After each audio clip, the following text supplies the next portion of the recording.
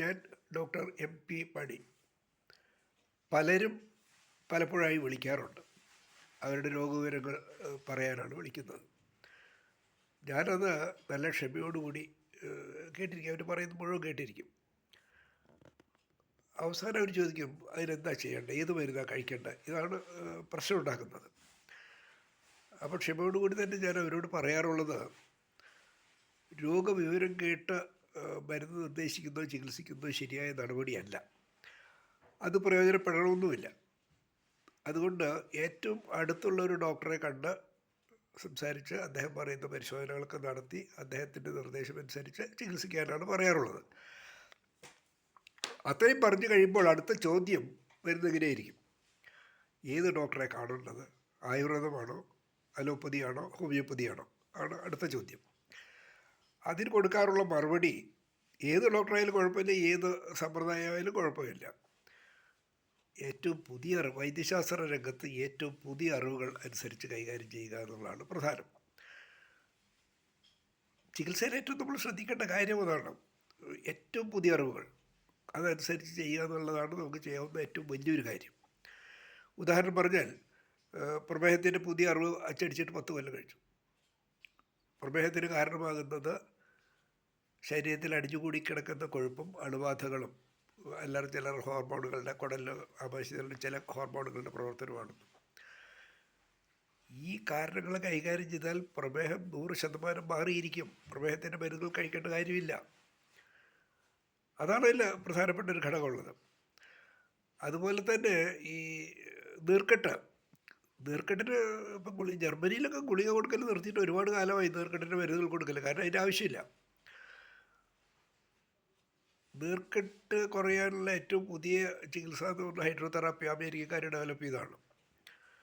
അതാണ് നമ്മുടെ പഴയ മുഖ്യമന്ത്രി ലീഡർ കരുണാകരൻജിക്ക് കുളം കുഴിച്ചത്. നമ്മളത് വളരെ നിസ്സാരമായിട്ട് എടുത്തത്. അതിന് ഹൈഡ്രോതെറാപ്പി, ഹൈഡ്രോ എന്ന് വെച്ചാൽ വെള്ളം, അതുകൊണ്ടുള്ള ചികിത്സ. നമ്മൾ കുറച്ചൊക്കെ ആലോചിച്ച് ഒരു മരുന്നൊക്കെ എന്തെങ്കിലുമൊക്കെ തീരുമാനിച്ച് അതിട്ട് തിളപ്പിച്ച് ആ വെള്ളം കൊണ്ട് ശരീരം കഴുകിയാൽ ചിലപ്പോഴല്ല ശരീരത്തിൽ നീർക്കെട്ട് പോയിരിക്കും. ഞാനിപ്പോൾ നീർക്കെട്ടിൻ്റെ ഗുളികളൊന്നും മരുന്നുകളൊന്നും ആർക്കും കൊടുക്കാറില്ല. ഒരു ചില മരുന്നുകൾ നമ്മൾ ഏതെങ്കിലുമൊക്കെ എടുത്തിട്ട് തിളപ്പിച്ച് അതുകൊണ്ട് ശരീരം കഴുകിയാൽ ശരീരത്തിൽ നീർക്കെട്ട് പോകും. അതായത് ഈ നമ്മുടെ രോമകൂപങ്ങൾ എന്ന് പറയുന്നത് അകത്തേക്ക് തുറക്കില്ല, അത് പുറത്തേക്ക് തുറക്കുകയും ചെയ്യും.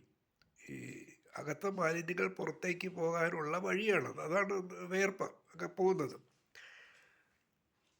ചൂടുവെള്ളത്തിൽ നമ്മൾ ചൂടുവെള്ളം ഒഴിക്കുമ്പോൾ ഇത് വികസിക്കും. അപ്പോൾ നീർക്കെട്ടിനെ വലിച്ചെടുക്കാൻ ശേഷിയുള്ള മെറ്റീരിയൽ ഇതിനകത്തുണ്ടെങ്കിൽ, വെള്ളത്തിലുണ്ടെങ്കിൽ ശരീരത്തിൽ നീർക്കെട്ട് വളരെ സിമ്പിളാണ്. ആ റിപ്പോർട്ട് വായിച്ച് ആ ഗവേഷണഫലം പ്രസിദ്ധീകരിച്ച ശേഷം ഞാൻ നീർക്കെട്ടിനകത്തേക്ക് മരുന്ന് കൊടുക്കാറില്ല. കഷായോ ഗുൽഗുലോ ഒന്നും കൊടുക്കാറില്ല, അതിൻ്റെ ആവശ്യമില്ല. ഇതൊക്കെ പറയുമ്പോൾ ആയുർവേദക്കാർ കലിയെടുക്കും. ഞാൻ വർഗശത്രു എന്നൊക്കെ പറഞ്ഞിട്ടുണ്ട് പണ്ട്.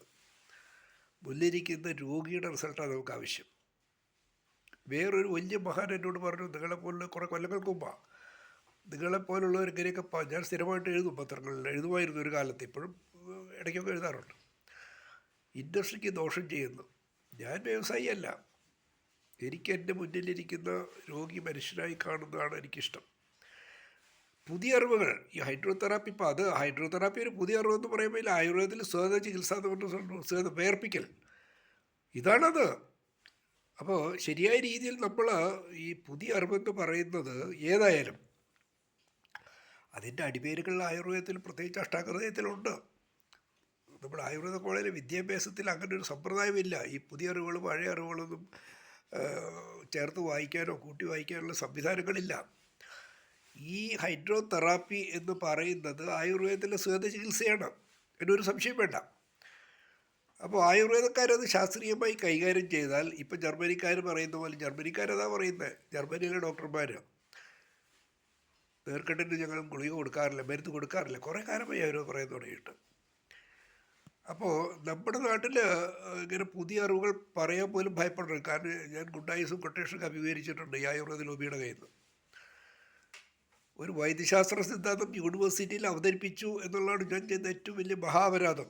ആസ്മയ്ക്ക് കാരണം അലർജിയല്ല, മനഃശാസ്ത്ര സമീപനത്തിലൂടെ അധികം മരുന്നുകളില്ലാതെ അത് വേണമെങ്കിൽ ഒരു ദിവസം കൊണ്ട് മാറും എന്നുള്ള സിദ്ധാന്തം പരീക്ഷണസിദ്ധമായി തെളിയിക്കാൻ വേണ്ടി ഒരു 2001 സർവകലാശാലയിൽ കൊടുത്തു എന്നുള്ളതാണ് എൻ്റെ ഏറ്റവും വലിയ. സർവകലാശാല സ്വീകരിക്കുകയും ചെയ്ത അത് അട്ടിമറിക്കാൻ നമ്മുടെ ആയുർവേദ ഉന്നതന്മാരുമായിട്ട് ഒരു പാടുണ്ട്. അവസാനം എൻ്റെ നേരെ ഗുണ്ടായിസ് കൊട്ടേഷനൊക്കെ വന്നു. എന്തൊക്കെയാണ് ഇവിടെ നടക്കുന്നത് വിചാരം. ചികിത്സ എന്ന് പറയുന്നത് കച്ചവടം മാത്രമല്ല, പിടിച്ചു പറയും, അതിനപ്പുറം കുറേ കാര്യങ്ങളാണ്. സത്യം പറയാൻ പാടില്ല, പറഞ്ഞ കൊട്ടേഷൻ വരും, ഗുണ്ടായിസം വരും. അപ്പോൾ ഈ ഹൈഡ്രോതെറാപ്പി, ഇത്തരം പുതിയ ചികിത്സാ രീതികൾ പഴയതാണ്, ആയുർവേദത്തിൽ പറഞ്ഞിട്ടുള്ളതാണ് ഹൈഡ്രോതെറാപ്പി, അതാണ് സ്വേദ ചികിത്സ. ഇത് നമ്മൾ പ്രാവർത്തികമാക്കേണ്ട ആയുർവേദ കോളേജുകളിലെങ്കിലും നടക്കുന്നില്ല. അപ്പോൾ ഇപ്പോഴും രോഗവും മരുന്നുമായിട്ടൊരു കളിയാണ് ഇവിടെ ആയുർവേദമായാലും ഏത് സിസ്റ്റമായാലും.